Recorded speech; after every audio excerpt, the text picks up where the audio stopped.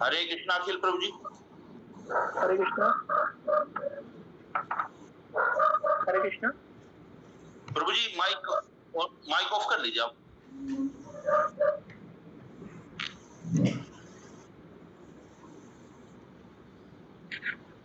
तो ये अध्याय नंबर 2 है और श्लोक संख्या 24 है। अच्छेदो अयम हयोयम केलद्यो अशोस्थ्यः एवं च नित्य सर्वगत स्थाणुशल्योऽयं सनातनः।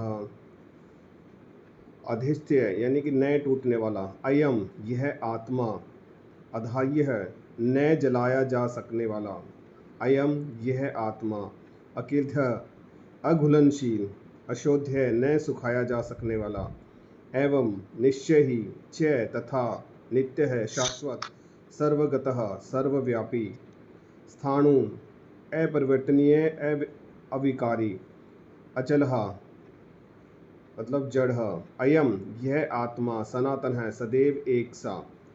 तो भगवान बोल रहे हैं कि यह आत्मा अखंडीय अघुलनशील है, इसे न तो जलाया जा सकता है न ही सुखाया जा सकता है। यह शाश्वत सर्वव्यापी अविकारी स्थिर तथा सदैव एक सा रहने वाला है।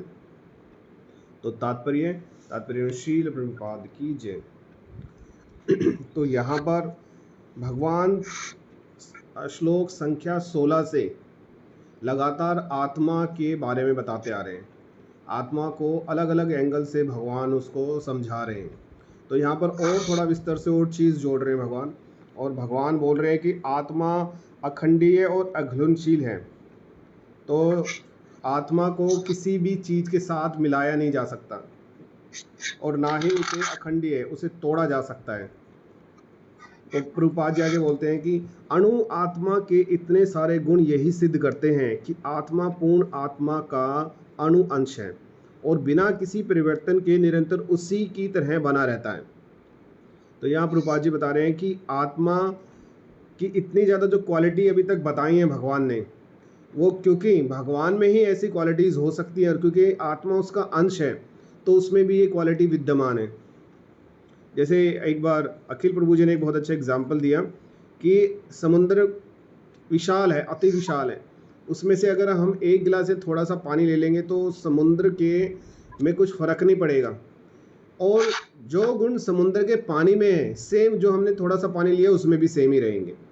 तो जैसे हम चंद्रमा पर अब सैटेलाइट भेजते हैं और वहाँ से कुछ सैंपल लेकर के आते हैं कि सैंपल हम उस वहाँ के बारे में स्टडी करेंगे, तो ये ठीक ऐसे जैसे चंद्रमा की पूरी भूमि है, जो उस एरिया के अंदर क्वालिटीज़ होंगी वो वहाँ से जो सैंपल लिया है या जो भी टुकड़ा लिया है वही क्वालिटी सारे उस एरिया के अंदर पाई जाएंगी।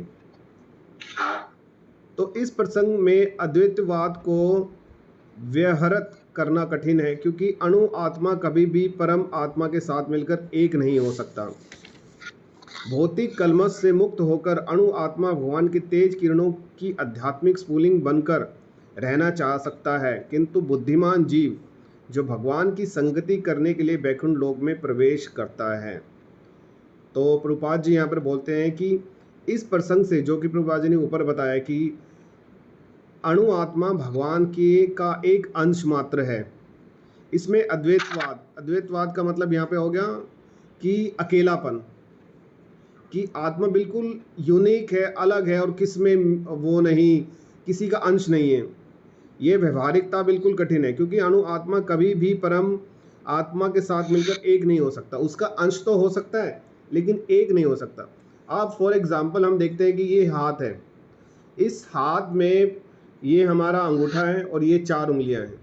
कहा तो ये हाथ ही जाएगा, लेकिन एक उंगली की आइडेंटिटी अलग है, हर एक उंगलियां अलग अलग हैं, ये सब मिलकर के एक हाथ बनाती हैं। ठीक इसी तरह से जैसे हमारा शरीर हो गया, शरीर में हाथ भी हैं, पैर भी हैं, सिर भी है, धड़ भी है, सब कुछ है, लेकिन कहा जाएगा एक शरीर। तो इसी तरीके से भगवान के अंश जरूर हैं, उसमें गुण भी जो हमारे आत्मा में भगवान के लगभग समान गुण ही हैं, लेकिन हम अंश मात्र हैं। जैसे शरीर के पार्ट होते हैं ठीक उसी तरह से। और भौतिक कलमश से मुक्त होकर के, क्योंकि हम लोग भौतिक मृत्यु लोक में रह रहे हैं, और भौतिकता से घिरे हुए हैं, हमें ये कार्य करना है, हमें वो कार्य करना है, तो हम उससे मुक्त होकर ही अणु आत्मा भगवान के तेज किरणों में, जो भगवान की जो किरणें भगवान से जो उत्पन्न होती हैं, जो दूसरे हैं मतलब जो दूसरे आध्यात्मिक लोग हैं वो चाह रहे हैं कि हम लोग उसी में समा जाएं, भगवान के तेज में ही हम विलीन हो जाएं। लेकिन जो चतुर लोग हैं, जो बुद्धिमान जीव हैं, वो भगवान का संग करना चाह रहे हैं और वो बैकुंठ में जा कर के भगवान को देखना चाह रहे हैं, चाहे उनको कोई भी रूप क्यों ना मिले, चाहे वो यहाँ भौतिक कलमश के अनुसार एक पुस्तक है, अगर वहाँ पर वो एक पुस्तक बनते हैं तो वो एक जीवित पुस्तकें होंगी, तो भगवान का संग पा सकेंगे। जैसे एक बार हिज होलीनेस इंद्रद्युम्न महाराज ने बताया, और ये आप जाकर के वृंदावन में भी देख सकते हैं। एक वृक्ष है वहाँ पर, तो वो एक मठ कहें तो आप ये लगा लो कि एक धर्मशाला काइंड ऑफ, वहाँ पर वो वृक्ष है। अब वो वृक्ष को उन्होंने सोचा कि हम अपने इस मठ का एक्सपेंशन करते हैं, हम अपने मठ को थोड़ा और बढ़ाते हैं, क्योंकि अभी जो यात्रीगण आते हैं यहाँ पर ठहरने के लिए वो ज़्यादा आने लगे हैं, तो हमें ज़्यादा कमरों की ज़रूरत पड़ेगी। तो उन्होंने सोचा कि यहाँ पर जो खाली एरिया है, हम यहाँ पर, उन्होंने डायरेक्शन देने लगे। जो वहाँ के पुजारी थे, वो वहाँ के जो मेन हेड थे, डायरेक्शन दे रहे थे। वो डायरेक्शन के अंदर वो पेड़ भी, वो वृक्ष भी आ रहा था कि कल हम है ना उनको बुला करके इस वृक्ष को यहाँ से कटवा देंगे, तो फिर यहाँ से एक पूरी लाइन आ जाएगी। तो जब वो जाते हैं तो उन्हीं पुजारी के स्वप्न में वो वृक्ष आता है और उनको दंडवत प्रणाम करता है और उनसे हाथ जोड़ के विनती करता है कि महाराज, पता नहीं कितने जन्मों के बाद मेरे को वृंदावन में रहने का स्थान मिला भगवान की कृपा से, और मैं भगवान के दर्शन कर पाता हूँ, तो आपसे विनती है कि कृपया मेरे को इसमें ना कटवाएं।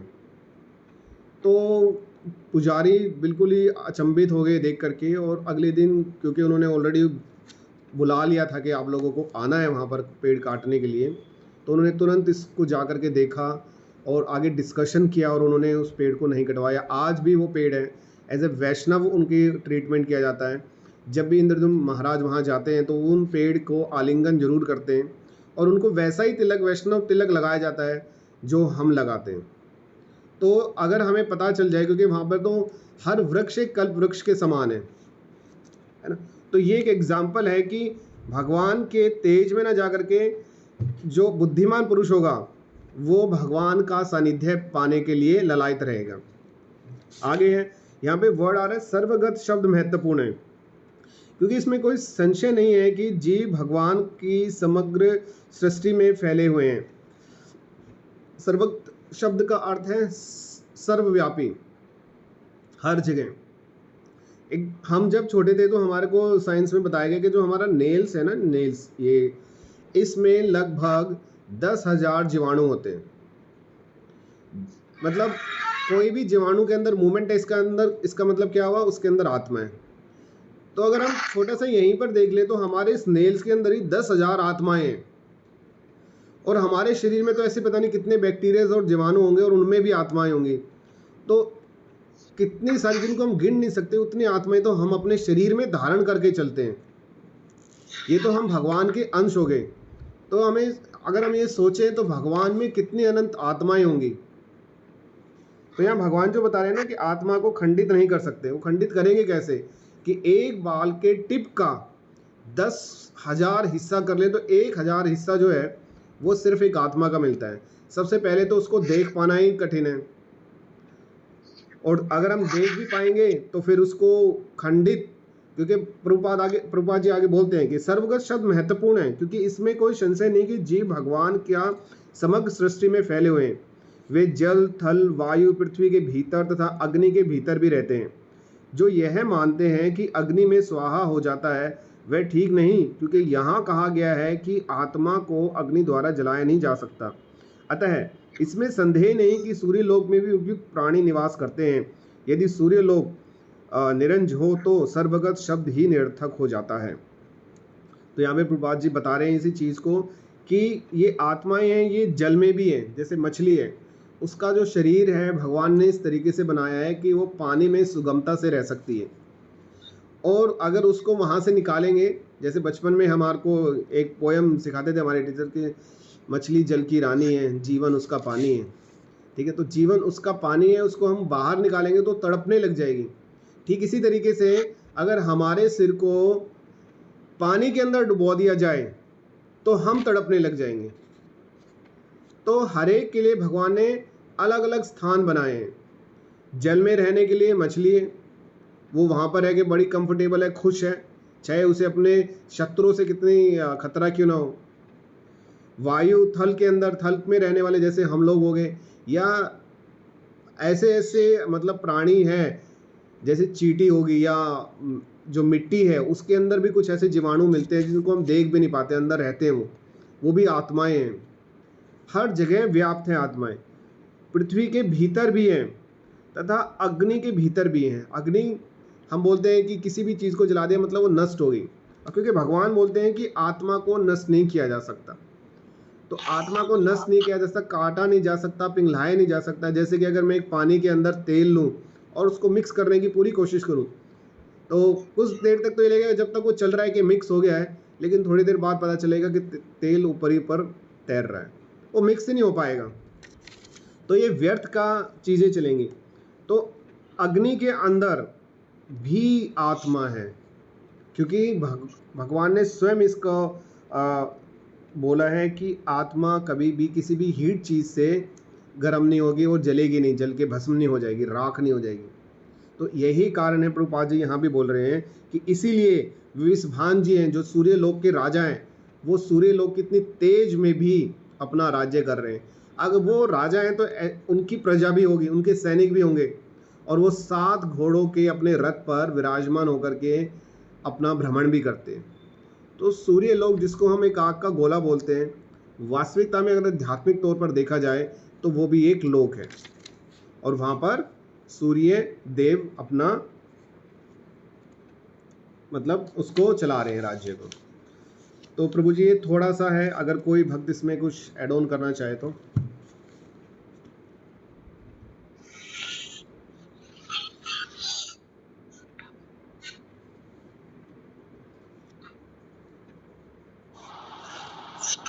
हरे कृष्णा। सीमा माता जी आप कुछ ऐड करना चाहेंगे?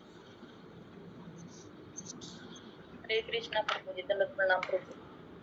प्रभु जी ने तो इतने अच्छे से समझा रहे प्रभु जी, लेकिन जैसे वही बोला कि जैसे मैं इसी में बोलना चाहूंगी, जैसे सूर्य लोक है तो जो जैसे जल के प्राणी जल में रहते हैं और हम जैसे थल में रहते हैं, तो जो सूर्य लोक है कि जैसे हम सूर्य के पास नहीं जा सकते क्योंकि हम वहां जाएंगे तो हम जल जाएंगे, लेकिन वहां पर भी जैसे जीव है क्योंकि उनका शरीर जो है ऐसा उनका शरीर जो है उनके शरीर में मौजूद है, जो वहां पर उनके तो हमारे ऋषि मुनि थे वो अलग अलग लोकों में जाते थे क्योंकि वो इतनी सिद्धि प्राप्त कर लेते थे। जैसे कर्दम मुनि है तो वो भी जो वो ऊपर ही उन्होंने जो है अपना अलग से जो है महल बना लिया था देवती माता के साथ में, तो वो जो है अलग अलग लोकों में जा सकते थे। तो जैसे पर अब ये प्रभुपाद जो है बताते थे कि जैसे जो उस समय पर चंद्रमा पर जो गए थे कि जो है चांद पर वो पहुंच गए हैं, तो प्रभुपाद ने कहा था कि वहां जाने के लिए चाहे तुम कितने भी ये बना लो तो वहां पर पहुंच नहीं सकते। उसके लिए जो है हम ऐसी जैसे अपनी भगवान की भक्ति करके और जैसे जो आध्यात्मिक शरीर हम प्राप्त कर लेते हैं उसमें जो है हम तब उनमें जो है प्रवेश कर सकते हैं। और वहां पर भी जाने के लिए जो है एकदम से ऐसे नहीं कि जैसे अब ये बोलते कि हम वहां चले जाएंगे, जैसे पानी में उतरते हैं तो अपना जैसे वो ऑक्सीजन का सिलेंडर लेके या कुछ और जो लेके पानी में चले जाते हैं, लेकिन प्रभुपाद इसमें वही बता रहे हैं कि उनके लिए जो है जो हमारे ऋषि मुनि थे और जो वो इतनी तपस्या करते थे कि तपस्या के बल पर वो है किसी भी लोक में प्रवेश कर सकते थे। जैसे नारद मुनि है तो उनको जो है ये उनका श्राप मिला था कि वो एक जगह नहीं टिकेंगे, लेकिन वो किसी भी उसमें जो है ये उनके लिए वरदान है कि वो हर लोक में जा सकते हैं और उनको किसी पर बैठकर जैसे वायुयान है किसी चीज पर बैठ के जाने की जरूरत नहीं है। हनुमान जी है वो भी जैसे मन की गति से चलते ऐसे जैसे अपने आप उड़ के चले जाते हैं। तो वो सब है जो वो भक्ति और तप उनका जो तप होता है ना उसके बल पर वो किसी भी लोक में प्रवेश कर सकते हैं। और जो आज के जो वैज्ञानिक है वो बोलते हैं कि भाई हम जैसे चंद्रमा पर जा रहे हैं वहां पर हमने ये खोज की वो की, लेकिन जो है सूर्य लोक और बोलते हैं कि वहां पर कोई भी जैसे है निर्जन है चंद्रमा लोक, लेकिन ऐसा नहीं है। प्रभुपाद बताते कि ऐसा नहीं है कि जो भी चंद्रलोक है या सूर्यलोक, इसमें सब उसमें सब जीव है, लेकिन वो हमारी जो है इन भौतिक आंखों से हम उन्हें देख नहीं सकते। उनका जैसे अब जो है जमीन के अंदर रहते हैं, हम उनको ऊपर से देखें तो नहीं दिखे, लेकिन जब जमीन खोदते हैं तो जो उसके अंदर रहते हैं जैसे कीड़े कोई बहुत सारी चीज जमीन के नीचे, तो वो तभी दिखाई देते हैं। तो वहां पर उसके लिए, क्योंकि हम पृथ्वी के वासी हैं तो हमें पता चल जाता है, लेकिन जो चंद्रलोक है तो उनको देखने के लिए हमारे पास वो आंखें नहीं है और हमारा शरीर उसका नहीं है कि जो तत्व वाकई है उनमें नहीं है, इसलिए हम उनको वहां पर देख नहीं सकते। तो हम वहां रह भी नहीं पाएंगे, क्योंकि हमें जो है यही पृथ्वी पर ही हम रह सकते हैं। जैसे हम जल में भी ज्यादा देर तक नहीं रुक सकते। अगर नॉर्मल तरीके जैसे हम इस यहाँ पे रहते हैं बिना किसी उसके, अगर हम जल में प्रवेश करते हैं तो हम नहीं रह सकते। लेकिन जो हमारे ऋषि मुनि है वो तपस्या करते थे जल में, जल के अंदर कितने कितने वर्षों तक, तो वो जो है वो अपने तपोबल के कारण ही कर पाते थे कि जो भगवान की सेवा करते थे, भगवान में जो अपना भगवान में ध्यान लगाते थे, तो उस अगर हम भगवान का ध्यान करते हैं तो उससे जो हम किसी भी लोक में प्रवेश कर सकते हैं, चाहे वो जैसे पानी का जल हो या किसी भी सूर्य लोक हो, उनमें जा सकते हैं और उन पर जो वहां के जो वासी उनको हम देख भी सकते हैं। हरे कृष्णा प्रभु जी, क्षमा करना कुछ गलत सलत बोल दिया।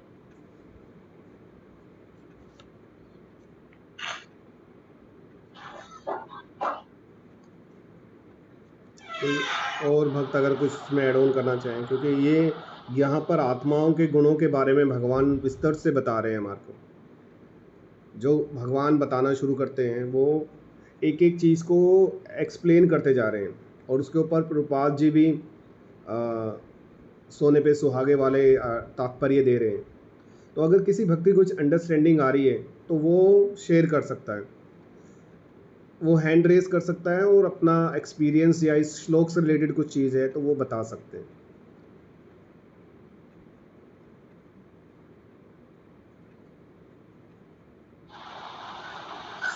हरे कृष्णा। अनिल, ये डॉक्टर अखिल प्रभु जी आप कुछ ऐड करना चाहेंगे? हरे कृष्णा प्रभु जी, धन्यवाद। प्रभु जी ने तो वैसे बहुत अच्छे से एक्सप्लेन कर दिया, सीमा माता जी ने भी बहुत अच्छे से बता दिया। तो बस थोड़ा सा ही बताना चाहूँगा, इन्हीं के शब्दों को रिपीट करूंगा। तो जैसे भगवान यहाँ पे क्या कर रहे हैं, भगवान आत्मा के गुणों की चर्चा कर रहे हैं। भगवान बता रहे हैं कि आत्मा कैसी है, शाश्वत है, उसका कभी जन्म होता नहीं है, सर्वव्यापी है, यानी कि प्रत्येक अवस्था में प्रत्येक स्थिति में आत्मा जो है आपको मिल जाएगी, हर स्थिति में मिल जाएगी। आप मतलब अलग अलग वायुमंडल में जाएं, कैसे भी जाएं, आत्मा आपको हर जगह मिल जाएगी। आत्मा अगर हर जगह मिल जाएगी यानी कि जीव आपको हर जगह पर मिल सकते हैं। जैसे माता जी ने बताया कि भूमि के अंदर अगर हम जाते हैं तो भी जीव मिल जाएंगे, जल के अंदर अलग जीव मिल जाएंगे, वायु में अलग से जीव रहते हैं। वो बात अलग है कि हमारी अभी सामर्थ्य योग्यता नहीं है, या हमारा शरीर उस तरह का नहीं है, हमारे नेत्र उस तरह के नहीं है कि हम उसको देख सके, लेकिन जीवात्माएं और जीव हर जगह पर मौजूद है। ठीक है, नेक्स्ट आता है इसमें, जैसे एक बताया इस लाइन में प्रभुपाद जी ने बड़ा सुंदर तरह से बताया कि इस प्रसंग में अद्वैतवाद को विवृत करना कठिन है, क्योंकि अणु आत्मा कभी भी परमात्मा के साथ मिलकर एक नहीं हो सकता। ये बड़ा इंपॉर्टेंट लाइन है इसका श्लोक का। यहाँ पर प्रभुपाद एक तरह से मायावाद का खंडन कर रहे हैं। मायावादी क्या कहते हैं कि मृत्यु के पश्चात क्या होता है, आत्मा क्या है, ब्रह्म में लीन हो जाता है।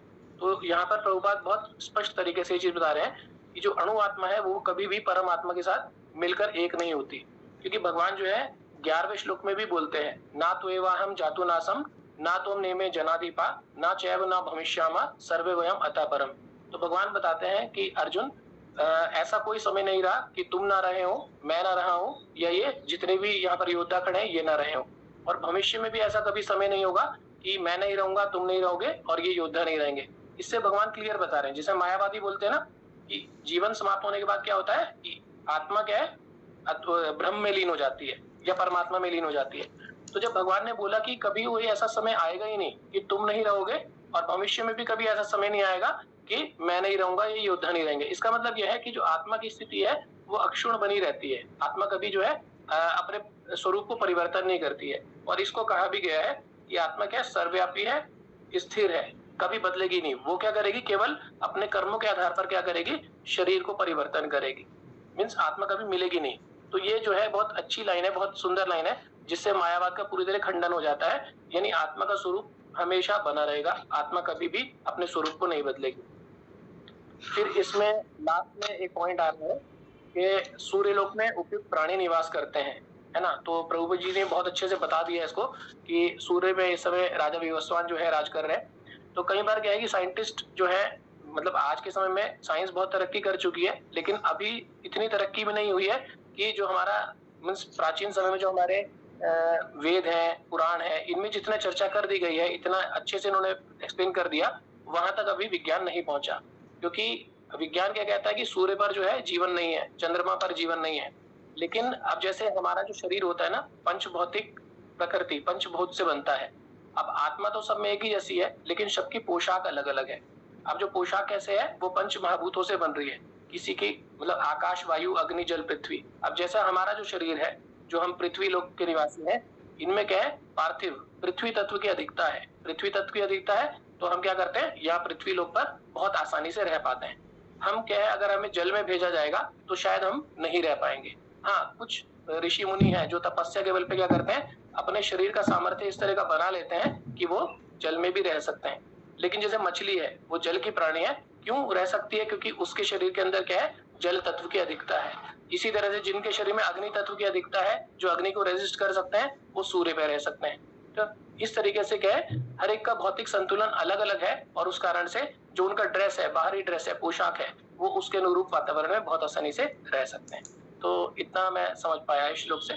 हरे कृष्ण।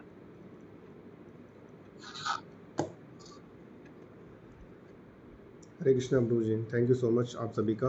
और प्रभु जी ने जो अद्वैतवाद के ऊपर बोला, उस पर मेरे को एक एग्जांपल और याद आ रहा है। जैसे कि हम बोलते हैं, हमारे जो नेता लोग हैं वो इस चीज़ को बोलते हैं कि भारत देश एक है, हम सब एक हैं। हम हैं तो एक, लेकिन हम कितनी ज़्यादा आइडेंटिटीज़ हैं, हर इंडिविजुअल अलग अलग हैं।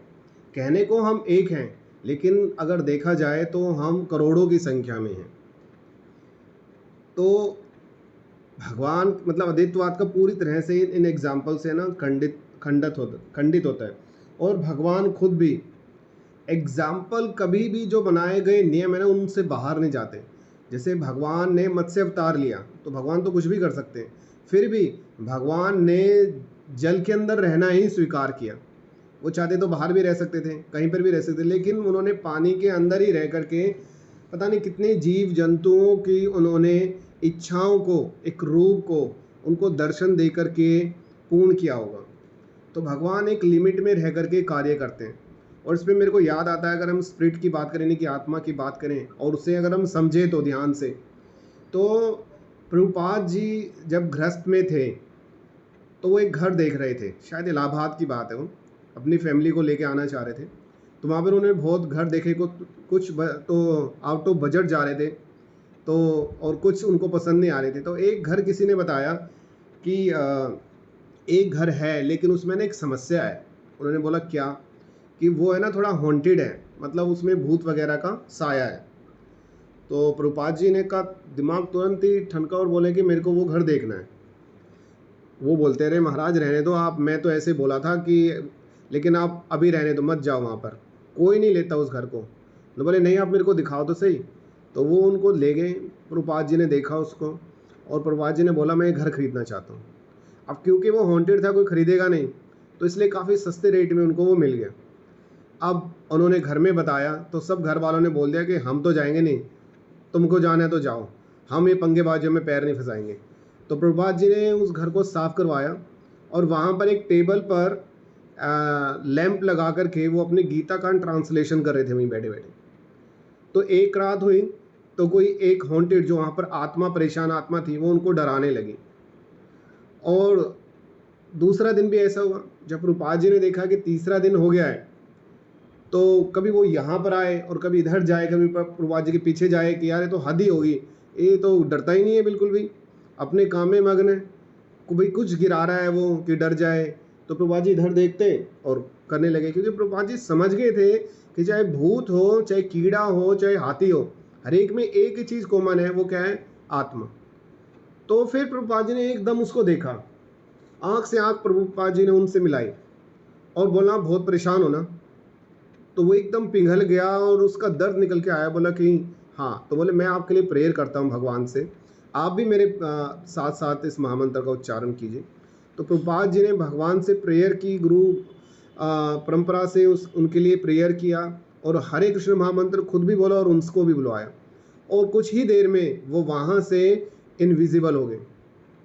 उनका मुक्ति होगी प्रभुपाद जी के हाथों, और फिर वहाँ पर वो उस घर में खूब आराम से रहे। और ऐसे कई हमारे टेम्पल भी हैं जो सबने मतलब हाथ खड़ा कर दिया था कि भैया अब हम नहीं है। इवन चर्च भी थी जो हॉन्टेड बन गई थी, उनको प्रभुपाद जी ने लिया और मंदिर बनाया, और आज की डेट में वो मंदिर बहुत ही ज़्यादा वैभवशाली की तरफ अग्रसर हैं। तो जो इन चीज़ की बारीकियों को प्रैक्टिकली अपनाने लगेगा तो गीता उसके लिए सार्थक है।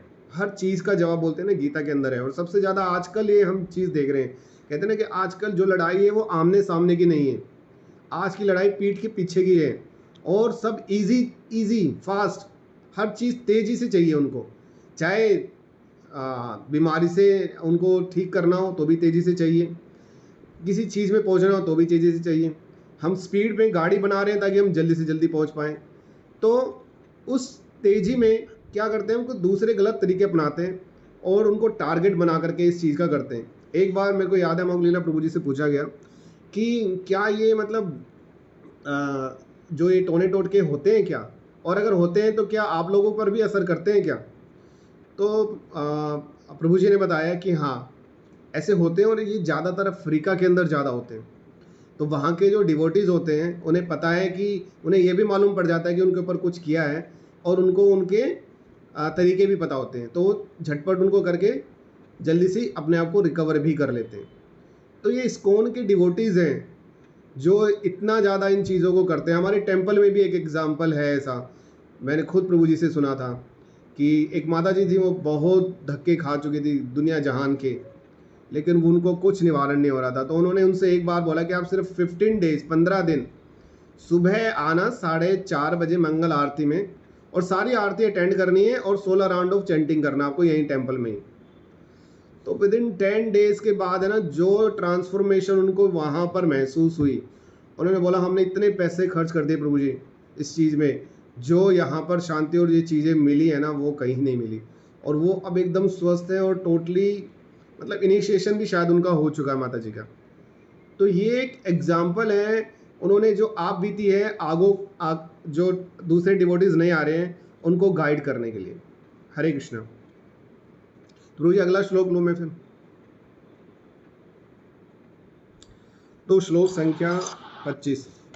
अव्यक्तः अयम अचिन्त्यः अयम अविकार्यः अयम उच्यते तस्मात् एवं अविद्यता एनं न अनुशोचित अर्हिसि। अर्थात अव्यक्तः अदृश्य है, अयम यह आत्मा, अचिन्त्य अकल्पनीय, अयम यह आत्मा, अविकार्य अपरिवर्तित, अयम यह आत्मा उच्यते कहलाता है, तस्मात् अतः, एवं इस प्रकार, विदित्वा अच्छी तरह जानकर, एनम इस आत्मा के विषय में, न नहीं, अनुशोचितुम शोक करने के लिए, अर्हिसि योग्य हो।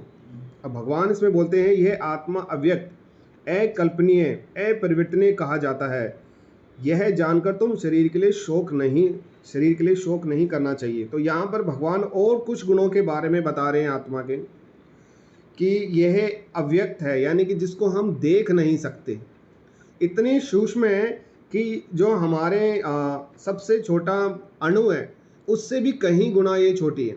तो हम कितना भी बड़ा माइक्रोस्कोप क्यों ना यूज़ कर लें, मतलब सूक्ष्मदर्शी क्यों ना इस्तेमाल कर लें, हम आत्मा को देख नहीं पाएंगे। अकल्पनीय है, जिसकी कल्पना के परे है ये, और अपरिवर्तनीय है, और ये परिवर्तनशील नहीं है। परिवर्तनशील जैसे हमारे बॉडी में 6 तरह के अंतर आते हैं पूरे जीवन काल में, जन्म से लेकर के मृत्यु तक, तो इसमें कोई चेंजेस नहीं है। तो यहाँ पर तात्पर्य में श्रील प्रभुपाद की जय। जैसे कि पहले ही कहा जा चुका है, आत्मा इतना सूक्ष्म है कि इसे सर्वाधिक शक्तिशाली सूक्ष्मदर्शी यंत्र से भी नहीं देखा जा सकता, अतः यह अदृश्य समान है। जहाँ तक आत्मा के अस्तित्व का संबंध है, श्रुति के प्रमाण के अतिरिक्त अन्य किसी प्रयोग द्वारा इसके अस्तित्व को सिद्ध नहीं किया जा सकता। हमें इस सत्य को स्वीकार करना पड़ता है, क्योंकि अनुभज्ञम सत्य होते हुए भी आत्मा के अस्तित्व को समझने के लिए कोई अन्य साधन नहीं है। हमें अनेक बातें केवल उच्च प्रमाणों के आधार पर माननी पड़ती हैं। कोई भी अपनी माता के आधार पर अपने पिता के अस्तित्व को स्वीकार नहीं कर सकता। पिता के स्वरूप को जानने का साधन या एकमात्र प्रमाण माता है। इसी प्रकार वेदा ध्यान के अतिरिक्त आत्मा को समझने का अन्य उपाय नहीं। दूसरे शब्दों में आत्मा मानवीय व्यवहारिक ज्ञान द्वारा अकल्पनीय है। आत्मा चेतना है और चेतन है। वेदों में इस कथन को हमें स्वीकार करना होगा। आत्मा में शरीर जैसे परिवर्तन नहीं होते। मूलतः अविकारी होते हुए आत्मा अनंत परमात्मा की तुलना में अणु रूप है। परमात्मा अनंत है और अणु आत्मा अति सूक्ष्म है।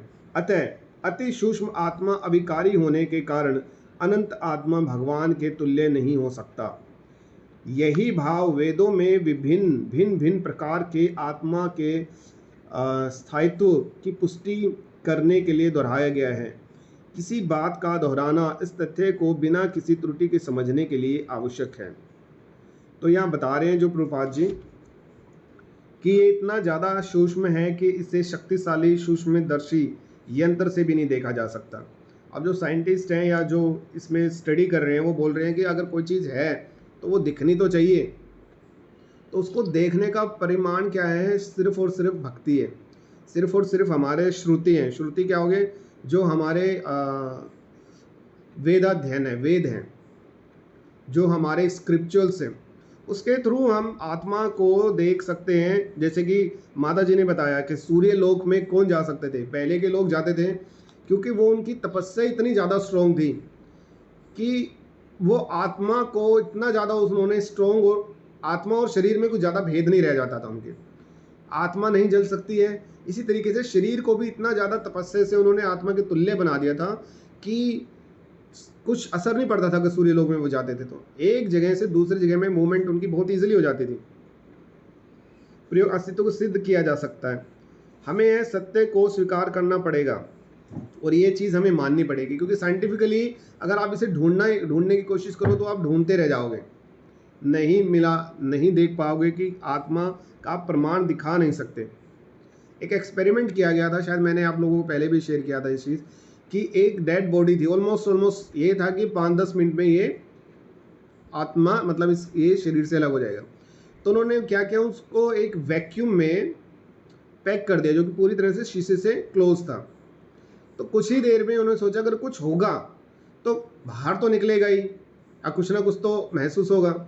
तो उन्होंने अपने यंत्रों के उससे महसूस किया, और बहुत पुराना है ये एक्सपेरिमेंट। तब हम बहुत छोटे थे, शायद 3rd या 4th में थे, तब हमने पढ़ा था और सुनाया भी था हमारे पिताजी ने। तो वहाँ पे क्या होता है कि वो जो शीशे का जो बना हुआ था उसमें क्रैक आता है, और जैसे ही क्रैक आता है उसके कुछ ही मतलब माइक्रो सेकंड पहले ही उसकी बॉडी एकदम डेड हो जाती है। तो कुछ ना कुछ तो है। उन्होंने ये आधार किया कि कोई चीज़ है जो इसकी बॉडी में से निकल के गई है और जिसने इस शीशे को भी क्रैक कर दिया है। तो उसके बाद हम देखते हैं कि बहुत ऐसे जो वेस्टर्न लोग हैं उन्होंने ऐसे इंस्ट्रूमेंट बनाए हुए हैं जो कि वहाँ पर आत्मा है या नहीं है उसको वो डिटेक्ट कर सकते हैं, मतलब महसूस करवा सकते हैं। ऐसे इंस्ट्रूमेंट बन गए। तो ये आत्मा के अस्तित्व को समझने के लिए कोई साधन नहीं है। अनेक बातें केवल उच्च प्रमाणों के आधार पर माननी पड़ेंगी, क्योंकि यहाँ पर प्रभुपाद जी बोल रहे हैं हमें अपने शास्त्रों के आधार पर ही इसको हम मान सकते हैं आत्मा को। जैसे कि कोई लड़का है, वो पूछता है कि मेरे पिताजी कौन है, तो उसका सही जो एप्रोप्रिएट आंसर है वो सिर्फ और सिर्फ माता ही बता सकती है। और अगर वो अकड़ में आ जाए नहीं मैं खुद पता करूँगा मेरा पिता कौन है, तो वो DNA टेस्ट पता नहीं कितने लाखों लोगों का करवा पाएगा और पता नहीं वो उस परिणाम पर पहुंच पाए या नहीं पहुंच पाए। तो यहाँ पर क्या है, देखो 2 चीज़ हैं। एक, हम गुरु के सानिध्य में हैं तो गुरु ने तुरंत बता दिया कि तुम्हारे पिता ही है, यानी कि माता एक गुरु होगी वहाँ पर। और दूसरा, हम उसमें आगे चलो हम ही खुद ही ढूंढेंगे। भाई छोड़ो, सबको बुलाया, हमने उसका टेस्ट लिया, क्या ये DNA मेरे टेस्ट से मिल रहा है नहीं मिल रहा, तो पता नहीं कितना टाइम लग जाएगा, कितने जन्म लग जाएंगे। पहुँचना वही है, पहुँचना पिता के पास ही है, जानना पिता को ही है। लेकिन एक साधन गुरु का है माता के स्वरूप में कि वो साफ बता रहे हैं कि यहाँ पर है। और एक साधन ये है कि हम खुद अपने उधेड़ बुन में लगे हुए हैं, पता नहीं कितने जन्म इस उधेड़ बुन में हमने लगा दिए, लेकिन हम वहाँ पर पहुँच नहीं पाए। तो इसी प्रकार वेद अध्ययन के अतिरिक्त आत्मा को समझने का अन्य कोई उपाय नहीं। दूसरे शब्दों में अगर आत्मा मानवीय व्यवहारिक ज्ञान द्वारा अकल्पनीय है, आत्मा चेतना और चेतन है, तो ये व्यवहारिक ज्ञान द्वारा अकल्पनीय है। और दूसरा ये इनविजिबल है। जैसे हम बोलते हैं कि भैया इनविजिबल है, दिखती नहीं है, तो हम कैसे मान लें? तो इसी तरीके से अगर हम हमारे आसपास सराउंडिंग में देखें तो ये वायु भी इनविजिबल है, इसको भी हम देख नहीं सकते, सिर्फ महसूस कर सकते हैं हम लोग के हैं। लेकिन कुछ ऐसे यंत्र हैं साइंटिस्ट के पास में जो ये भी बता सकते हैं कि इसमें नाइट्रोजन कितनी है, इसमें कार्बन डाइऑक्साइड कितनी है, मतलब अलग अलग तरह की गैसेस भी बता सकते हैं। ठीक इसी तरीके से जो आध्यात्मिक स्तर पर उनकी चेतना ऊपर जा चुकी है वो बता सकते हैं सब कुछ। अभी बाय गॉड ग्रेस या बाय गुरु महाराज ग्रेस मेरे पास एक भगवत गीता है, ये जो आप देख रहे हैं, और ये मेरा सौभाग्य है कि मैं जब भगवत गीता पहली ली थी इंग्लिश में, तो मैं गया तो वहाँ पर महाराज ने कि बोल रखा था कि भैया जो भी भगवत गीता लेंगे वो मेरे लेक्चर के बाद आकर के मुझसे मिल सकते हैं, तो महाराज उस पर साइन करके देंगे। तो महाराज के द्वारा साइन की गई ये गीता मेरे पास, उस समय मैं लाइन में लगा रहा और लगभग लास्ट ही था मैं, तो मना कर दिया था कि नहीं भाई अब महाराज थक गए हैं तो नहीं होगा। तो पता नहीं क्यों महाराज ने देखा और बुलाया कि ये 4-5 लोग हैं, इनको और बुलाओ। तो महाराज ने साइन करके ये गीता, तो महाराज जानते हैं। तो हमारे जो शिक्षा गुरु है ना, उन्हें पता है कि ये जो आत्मा है ना, ये है कौन, वास्तविकता में कौन है, वो हमें डायरेक्ट कर सकते हैं। तो ये इतनी ज़्यादा सूक्ष्म है और उसे देख भी नहीं सकते, और किसी बात का दोहराना उस तथ्य को बिना किसी त्रुटि के समझने के लिए आवश्यक है। तो किसी चीज़ को अगर बार बार बोला जा रहा है तो इसका मतलब ये है कि वो बहुत ज़्यादा अनिवार्य है, वो बहुत ज़्यादा ज़रूरी है, उस पर ध्यान देना अत्यंत आवश्यक है।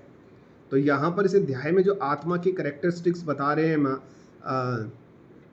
भगवान, जो कि उन्होंने आगे चल के बताएंगे, क्योंकि ये ज्ञान मैंने विवस्वान को दिया था, तो धीरे धीरे धीरे धीरे आते आते लुप्त हो गया, और अब अर्जुन मैं ये तुम्हें बता रहा हूँ, तो तुम इसे ध्यान से सुनो। ठीक है, तो इसमें ये चीज़ें बताई गई हैं। तो प्रभु जी अगर कोई और आप ऐड करना चाहो तो बताइए। गौरव प्रभु जी, अगर मुझसे कोई त्रुटि हुई हो तो इसमें, तो वो भी आप प्लीज़ करेक्ट कीजिएगा। प्रभु जी आपने बिल्कुल सही ढंग से सटीक सारा विवरण कर दिया इसका श्लोक का। एक यहाँ पे एक शब्द है अकल्पनीय। तो यहाँ अकल्पनीय का अर्थ यह है कि प्रभु जी यहाँ पे जैसे उसकी आत्मा का कोई ना आकार का अनुमान लगा सकता है कि उसका आकार क्या है, वो किस फॉर्म, मतलब उसका क्या रूप है, उसका भी कोई वर्णन नहीं किया जा सकता। तो आत्मा के बारे में ये बताया गया कि इसे हम शास्त्रों के द्वारा अध्ययन करके ही जान सकते हैं, वेद अध्ययन द्वारा ही। उसको हम, यदि हमें वेद बताते हैं, शास्त्र बताते हैं, तो इसी तरह से जैसे कोई बालक अपने माता से पूछे कि मेरे पिता कौन है, उस बालक को ज्ञात नहीं होता कि उसके पिता कौन है, तो उसकी माता बताती है। तो इसी तरह ये वेद जो है वे हमें जानकारी देते हैं कि हमारे जो आत्मा कौन है, भगवान कौन है, इसके बारे में हमें सारी जानकारी इन वेदों के द्वारा ही प्राप्त होती है। यही हमारे लिए जो एक तरह से जो कहते हैं ना, यही हमारे लिए सबसे बड़ा प्रमाण है, और हमें इस पर विश्वास भी करना होता है। और यहाँ पे आत्मा की जो परिमाप है वो इतनी सूक्ष्म है कि उसे हम सूक्ष्मदर्शी यंत्र के द्वारा भी नहीं देख सकते, जो कि साइंटिस्ट ने बना तो लिया है सूक्ष्मदर्शी यंत्र, लेकिन वो अभी तक अणु आत्मा जो उसको देख पाने में असमर्थ है। तो साइंटिस्ट जो कितने भी इसमें तरक्की कर ली हो साइंस ने, लेकिन जो हमारे जो आत्मा और भगवान, इनके बारे में वो कोई सही विवरण दे नहीं पाते। बस यही कहता प्रभु जी। हरे कृष्णा। कोई और वक्त कुछ अपना इसके अंदर एक्सपीरियंस ऐड करना चाहे या कुछ ऐड करना चाहे इसके अंदर? हरकेश माता जी, हरे कृष्णा।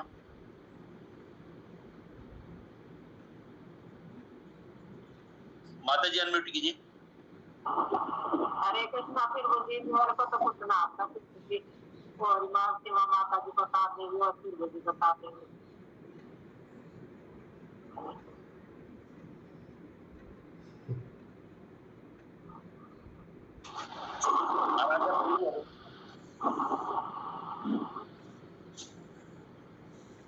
हरे कृष्णा प्रभु जी, आप कुछ बोल रहे हैं क्या? आराध्या प्रभु जी, हरे कृष्णा, आप कुछ ऐड करना चाहें?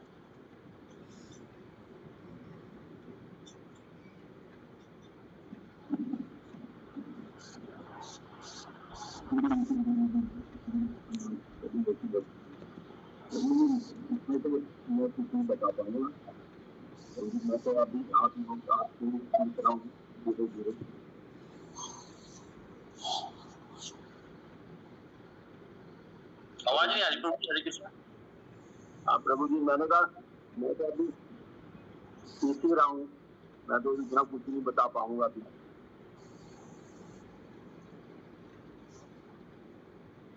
प्रभु जी 10 मिनट हो रहा है, श्लोक कर ले या श्लोक कर लेते हैं? प्रभु जी मेरे हिसाब से तो थोड़ा है ना, क्योंकि श्लोक अगला उसका बड़ा है ये, तो अगर इसी पे चर्चा भी करना थोड़ा ठीक रहेगा। सीमा माता जी, आप कुछ इसमें बताओ। प्रभु जी मेरा ये क्वेश्चन था इसमें, हरे कृष्णा। हाँ प्रभु जी, मेरा एक क्वेश्चन था इसमें, ये श्लोक नंबर 24 में जो ये आध्यात्मिक स्फुलिंग है, इसका क्या तात्पर्य है?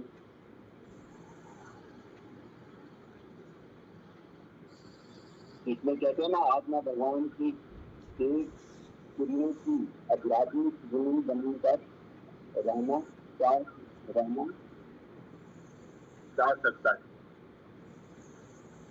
ये आध्यात्मिक स्फुलिंग क्या, इसका तात्पर्य क्या है? प्रभु जी आवाज साफ नहीं आ रही आपकी। हरे कृष्णा। आ रही प्रभु जी? प्रभु जी आप श्लोक संख्या 24 बोल रहे हैं? हाँ प्रभु जी। और इसमें कहाँ ये तात्पर्य में बोल रहे हैं या जो भगवान के शब्द हैं उनके लिए बोल रहे हैं आप? ये तात्पर्य में हरे कृष्णा, तात्पर्य का जो पहला पैराग्राफ है ना, उसकी हाँ। 5वीं लाइन है, भौतिक कलमश से मुक्त होकर अणुआत्मा, यहाँ से ये वाली अच्छा, भौतिक कलमश। आध्यात्मिक स्फुलिंग के बारे में पूछ रहे प्रभु जी। तो प्रभु जी क्या पूछ रहे हैं आप इसमें? इसमें प्रभु जी जो आध्यात्मिक स्फुलिंग है, ये इसका क्या अर्थ है?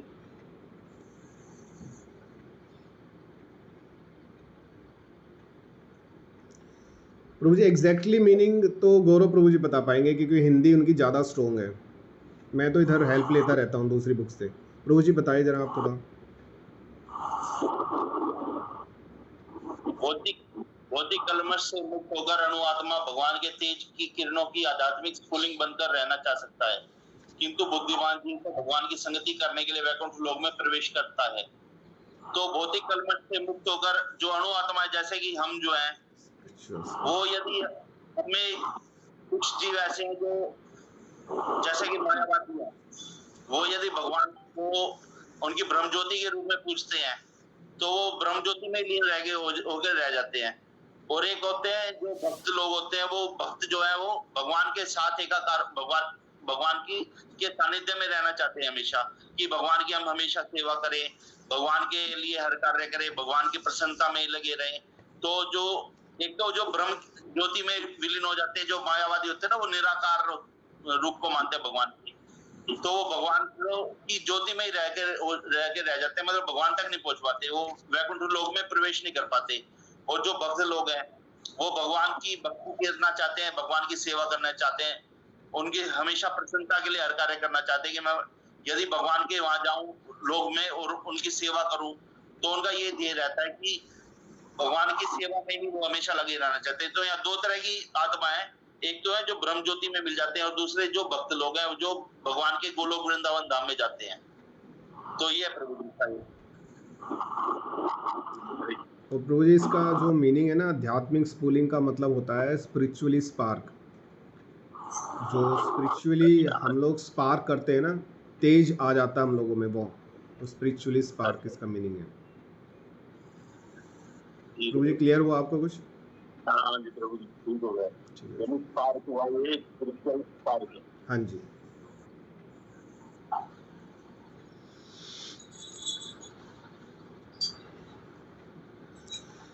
थोड़ा सा मैं आप लोगों को बताना चाहूँगा कि हम लोग जैसे क्लासेस कर रहे हैं, तो इन क्लासेस में क्या है, हम लोगों